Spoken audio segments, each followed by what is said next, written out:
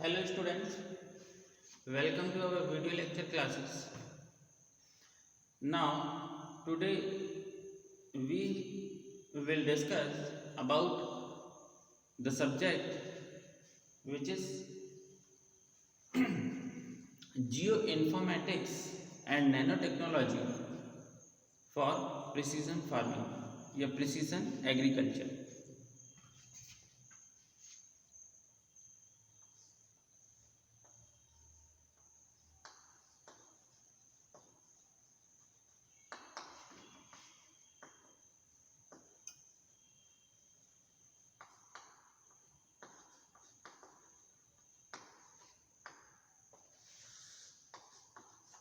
Precision agriculture,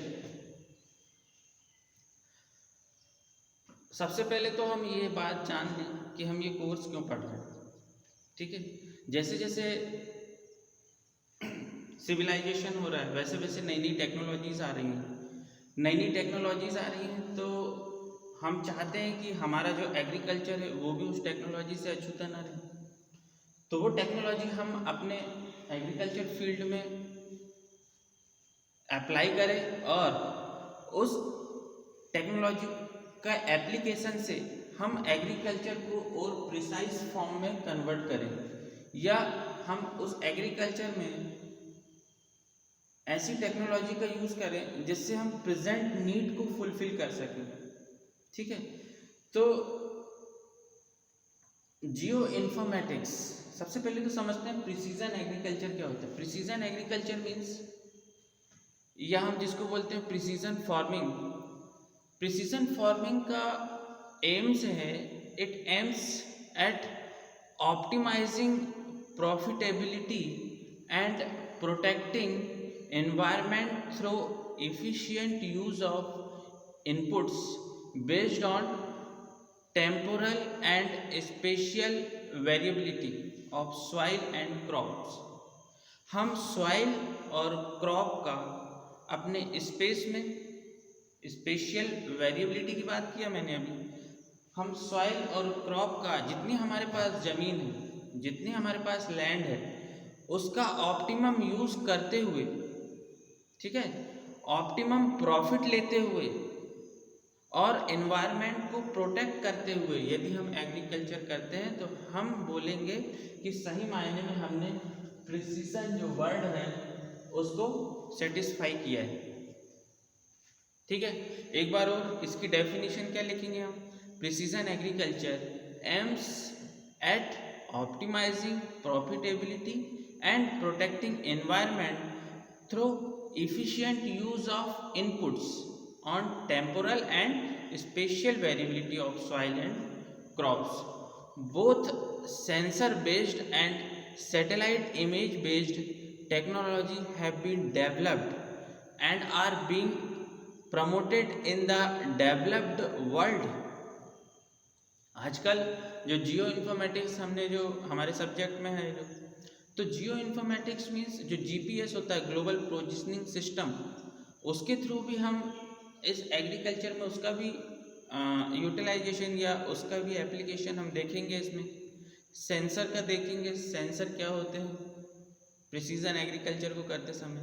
तो sensor based and satellite based या satellite image based जो technology है हैव बीन डेवलप्ड, आजकल डेवलप हो गई है, and are being promoted in developed countries।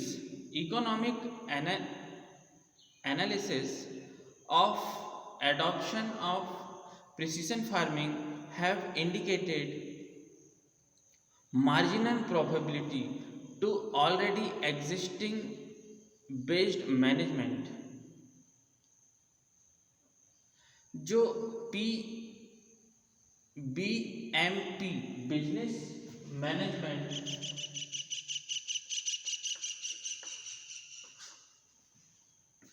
BMPs means best management practices.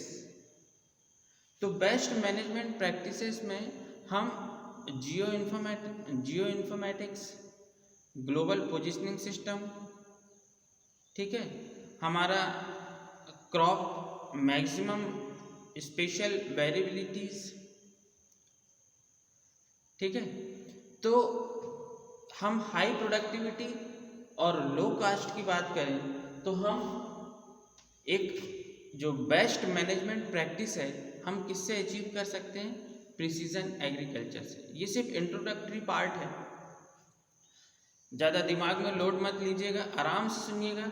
इसके बाद जब हम जैसे जैसे आगे बढ़ेंगे आपको बिल्कुल समझ में आएगा, ठीक है। ये सब इंट्रोडक्शन दे रहा हूँ और इसके बाद में इसके नोट्स प्रोवाइड करूँगा, उसको भी आपको रीड करके समझ में आएगा कि हम क्या पढ़ रहे हैं और हमें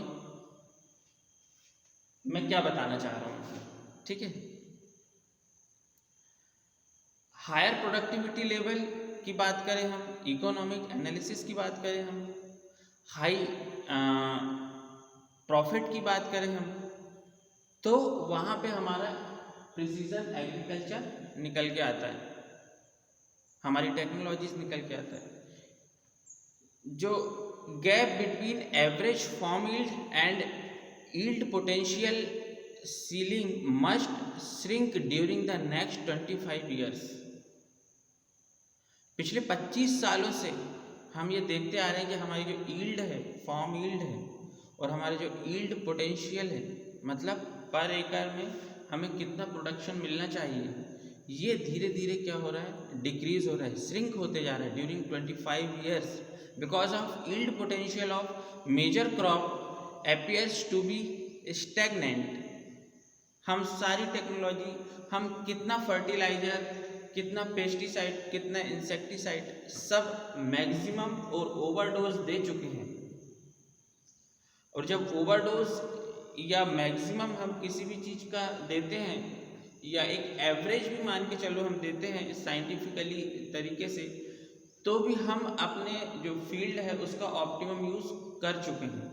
और अब जबकि जो यील्ड है वो डिक्रीज होते जा रही है, तो हमें अब यहाँ इस डायरेक्शन में भी सोचना पड़ेगा कि अब हमको कौन सी टेक्नोलॉजी यूज़ करना है ताकि हमारा एनवायरनमेंट भी बचा रहे, हमारी जो लैंड है वो भी पॉल्यूट होने से बची रहे, हमारे जो वाटर सोर्सेस हैं वो भी पॉल्यूट होने से बचे रहे। तो हमें इस कॉन्सेप्ट पे चलना पड़ेगा, प्रिसीजन एग्रीकल्चर, जो कि नैनो टेक्नोलॉजी और जियो इन्फॉर्मेटिक्स पे बेस्ड है, ठीक है।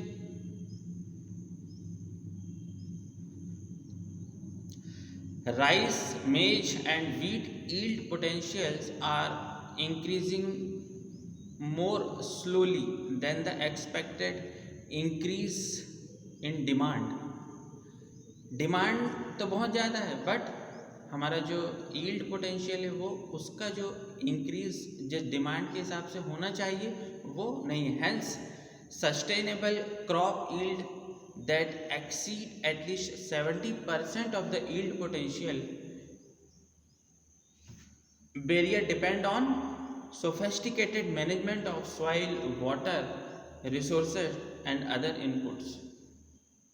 अगर हम वाकई में यील्ड बढ़ाना चाहते हैं तो हमें एक सोफिस्टिकेटेड मैनेजमेंट की तरफ बढ़ना पड़ेगा, जिससे हम सॉइल, वाटर और अदर जो इनपुट्स हैं उसका मैनेज कर सकें। बात करते हैं जियो इन्फॉर्मेटिक्स की। Geo informatics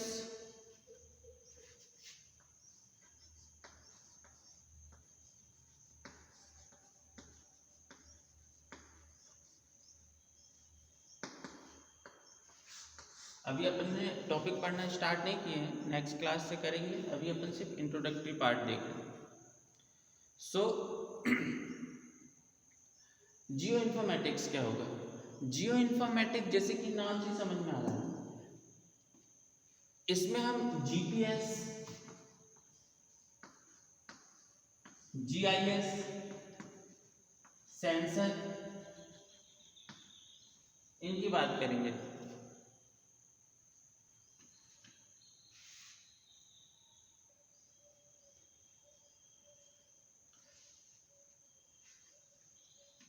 soil mapping,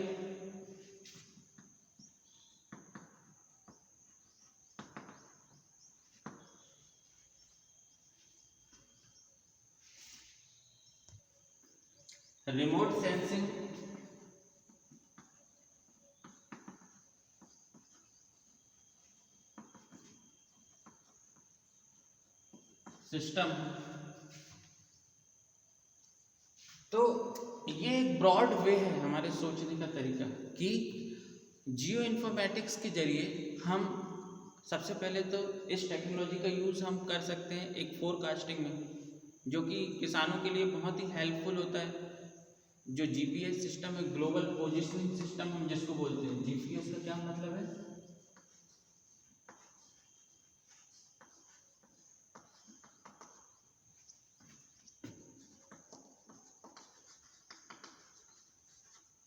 global positioning system. तो ग्लोबल पोजिशनिंग सिस्टम जो है, इससे हम ये पता लगा सकते हैं, ये पूरा सैटेलाइट बेस्ड होता है। इससे हम ये पता लगा सकते हैं कि हमारी क्रॉप जो है, जैसे हम ब्रॉड स्केल में अगर हम फार्मिंग करते हैं तो जीपीएस के थ्रू ये पता लगा सकते हैं हमारी क्रॉप कहाँ पे किस कीड़े का प्रकोप है, उसका कलर चेंजेस होता है, तो हम उससे उसके सिम्टम्स से ये पता लगा सकते हैं। जो हमारा जीपीएस सिस्टम है वो सीधे हमें इमेज देता है, हम इमेज की प्रोसेसिंग भी सीखेंगे। इमेज की प्रोसेसिंग करके हम ये पता लगा सकते हैं कि हमारे क्रॉप में क्या सिम्टम्स दिख रहे हैं उसका कलर से, ठीक है। वहाँ पे स्पेशल जो फिगर है उससे हम ये पता लगा सकते हैं कि हमारे क्रॉप में किस न्यूट्रिएंट की कमी हो गई है, या हमारा क्रॉप में किस जो पेस्टिसाइड है, सॉरी इंसेक्टिसाइड है, उसका प्रकोप हो गया है। तो जीपीएस सिस्टम से हम ये पता लगा सकते हैं। तो हम ये देखेंगे आगे। GIS system, global information system, ये कि हमारे पास इंफॉर्मेशन कलेक्ट हो रही है। ग्लोबल इंफॉर्मेशन सिस्टम जो सैटेलाइट्स हैं उससे डायरेक्ट कनेक्ट होता है, तो वो हमें इंफॉर्मेशन देता है। एक तो ग्लोबल फोरकास्ट होता है, मतलब जो वेदर फोरकास्टिंग है, इससे हमें पता चलता है कि कब बारिश होने वाली है, एक अनुमान लगता है कब बारिश होने वाली, कितना टेम्परेचर होने वाला है ना। हमारे क्रॉप को जो हमारा ऑप्टिमम टेम्परेचर है क्रॉप ग्रोथ का, वो हमारी क्रॉप अचीव कर पाएगी कि नहीं इस टाइम पीरियड में, तो वो फोरकास्टिंग से हमें पता लगता है कि हमें किस टाइप की क्रॉप उगाना चाहिए, किस टाइप की क्रॉप कल्टीवेट करना चाहिए, ठीक है। ये ग्लोबल पोजिशनिंग सिस्टम या ग्लोबल इंफॉर्मेशन सिस्टम का काम होता है। सेंसर्स होते हैं, सॉइल मैपिंग है, रिमोट सेंसिंग इसी से रिलेटेड है।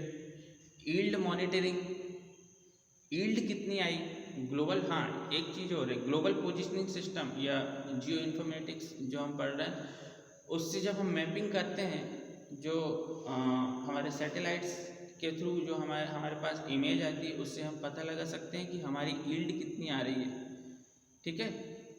क्योंकि जैसे जैसे क्रॉप मैच्योर होती है वैसे वैसे क्या होता है, उसका जो इमेज है वो चेंज होते जाती है, और जब हम उस इमेज को एनालाइज करते हैं तो हमें पता चलता है कि उस इमेज से हमें ईल्ड कितनी मिलने वाली है। उस इमेज में हम ये पता लगा सकते हैं कि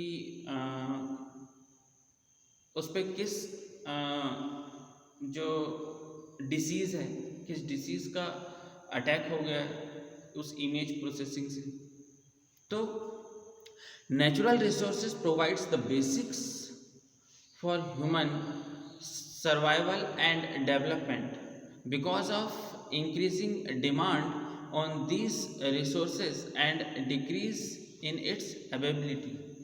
There is urgent need for coordinate approach to their sustainable management. Sustainable use and management of natural resources demand as interdisciplinary approach and sound knowledge on each specific resources as well as on the ecological, economic and social perspective related to their use. जैसा कि मैंने बताया आपको कि जैसे जैसे हमारी need बढ़ रही है बट हमारे पास रिसोर्सेज कम होते जा रहे हैं, जैसे जैसे हमारी नीड बढ़ रही है वैसे वैसे हमारा प्रोडक्शन कम होते जा रहा है। उस प्रोडक्शन तो बढ़ रहा है बट उस रेशियो में नहीं बढ़ रहा है, तो हमें ये सब टेक्नोलॉजी का यूज़ करके उस प्रोडक्शन को उस नीड तक लेके जाना है और हमारा इन्वायरमेंट भी हमारा बचा रहे। तो ये है इस सब्जेक्ट का motto. Natural resources Management activities seeks to increase agricultural productivity through adoption of practices that maintain the long-term ecological and biological integrity of natural resources. Hence, towards achieving the goal of livelihood security, it is important to conserve the natural resource based and improve economic viability of farming. हमें natural resources को conserve करते हुए भी चलना है, हमारे environment को protect करते हुए भी चलना है, ठीक है, और हमारी इकोनॉमिक जो वायबिलिटी है उसको इम्प्रूव करते हुए भी चलना है। इस टेक्नोलॉजी का यही मोटो है।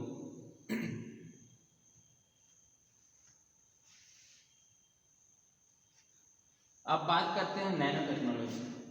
नैनो टेक्नोलॉजी जैसे कि नाम से ही समझ में आ रहा है आपको,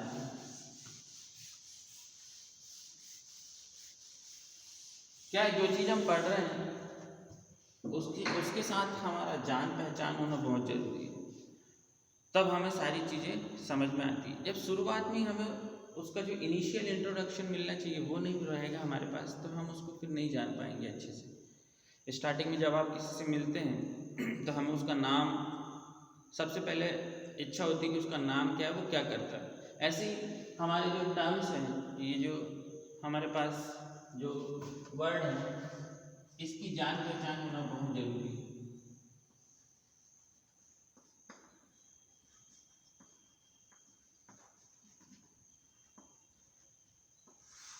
नैनो टेक्नोलॉजी, नैनो टेक्नोलॉजी जैसे कि नाम से समझ में आ रहा है, नैनो मीन्स क्या होता है? नैनो एक ग्रीक वर्ड है जिसका मतलब होता है ड्वार्फ, ठीक है। तो नैनो, एक नैनोमीटर होता है जिससे हम, एक स्केल होती है ये नैनोमीटर, जिससे हम उसका मेजरमेंट करते हैं। ये कुछ नहीं है, एक लेंथ की यूनिट है, ये लंबाई की क्या है, यूनिट है, इससे हम लंबाई मापते हैं। बट इतना है कि हम अभी तक मिलीमीटर सुनते आए हैं, सेंटीमीटर सुनते आए हैं, मीटर सुनते आए हैं, किलोमीटर सुनते आए हैं, पर नैनोमीटर हम नहीं सुनते आए हैं, या किसी ने पढ़ा होगा पहले, तो वो नहीं कह रहा हूँ मैं। नैनोमीटर एक बहुत ही माइक्रो लेवल पे हम बात करते हैं किसी भी पार्टिकल की, किसी भी डिवाइस की, ठीक है, किसी भी स्ट्रक्चर की, किसी भी प्रोसेस की। तो नैनोमीटर हम नैनो स्केल पे बात करेंगे, ठीक है। इस पे हम क्या पढ़ने वाले हैं, टूल्स एंड टेक्निक्स। वो कौन कौन से टूल्स हैं जिससे हम किसी को भी एक नैनो स्ट्रक्चर में डेवलप कर सकते हैं। सही बात है, हमारे पास जो भी चीज़ें रहेगी हम उसको नैनो स्केल में कैसे डेवलप करेंगे, कुछ टूल्स होंगे हमारे पास, उस टूल्स की मदद से हम उस नैनो स्केल तक उसको ले जाएंगे, ठीक है। तो the word nano comes from Greek and means, इसका क्या मतलब है, इसका मतलब है dwarf. A nanometre is a thousands of a metre, इसको हम 10⁻⁹ बोलेंगे। 1 nanometre is equal to 10⁻⁹ metre. अब आप सोच सकते हैं 10⁻⁹ metre, 1 nanometre is about 100 times smaller than a human hair in diameter. अगर अपन इंसानों के हेयर की बात करें, बाल की बात करें, तो उससे भी 60,000 टाइम्स छोटा होता है। मतलब हम ऐसे साधारण आंखों से नहीं देख सकते हैं इसको। सोच सकते हैं आप, 60,000 times smaller than a human hair in diameter. और the size of a virus, जो वायरस का साइज होता है, typical sheet of paper is about 1 lakh nanometer thick. एक जो पेपर होता है हमारा, वो 1 लाख नैनोमीटर थिक होता है वो paper. A red blood cell is about 200 to 500 nanometre in size.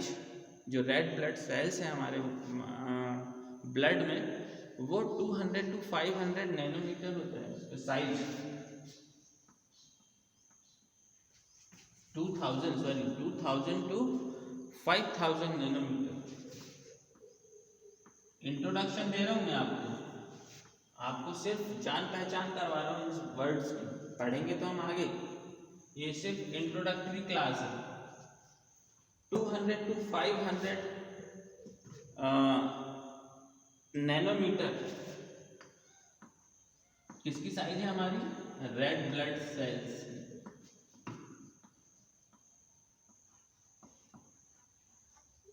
Okay, red blood sales की size,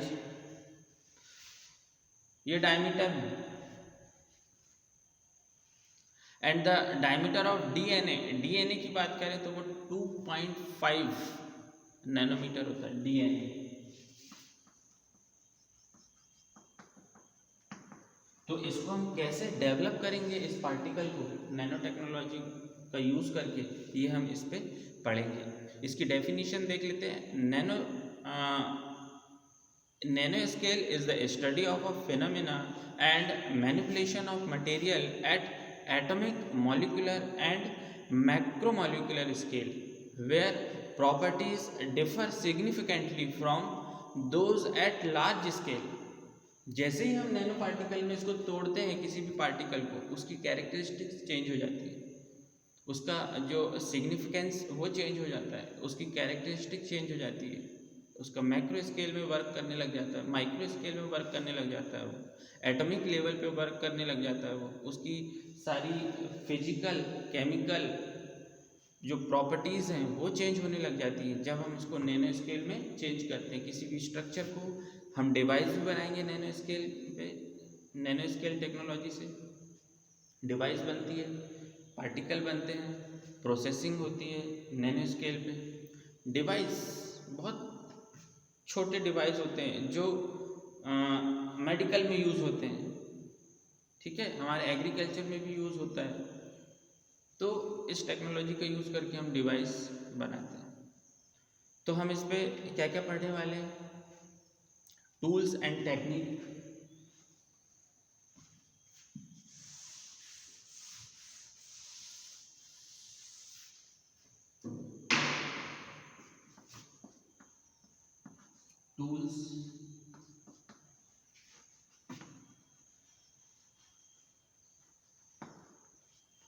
tools and techniques, nano scale effects पढ़ेंगे, nano pesticide, nano fertilizer, nano pesticide पढ़ेंगे हम इसमें,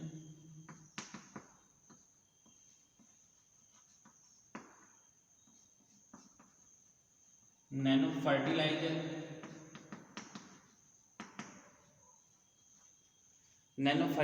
देखेंगे, नैनो सेंसर्स देखेंगे, नैनो बायो सेंसर्स देखेंगे, use of nano technology in agriculture देखेंगे, ठीक है, और what nano technology can do for agriculture, agriculture के फील्ड में नैनो टेक्नोलॉजी क्या कर सकता है ये देखेंगे। तो आज के लिए इतने, it is sufficient I think. मैं समझता हूँ आप लोगों को इंट्रोडक्शन पार्ट समझ में आया होगा। ये नैनो टेक्नोलॉजी वर्ड से हम सिर्फ एक्वेंटेन हो रहे हैं, सिर्फ जान पहचान। इसके बाद हम नेक्स्ट क्लास में देखेंगे, बिल्कुल आराम से पढ़ेंगे। इसके नोट्स मैं आपको दूंगा, आप नोट डाउन करिएगा उनको, घबराने की ज़रूरत नहीं, पूरा समझ में आएगा, आराम से पढ़ेंगे, आराम से अपना कोर्स चलेगा, ठीक है। Thank you students.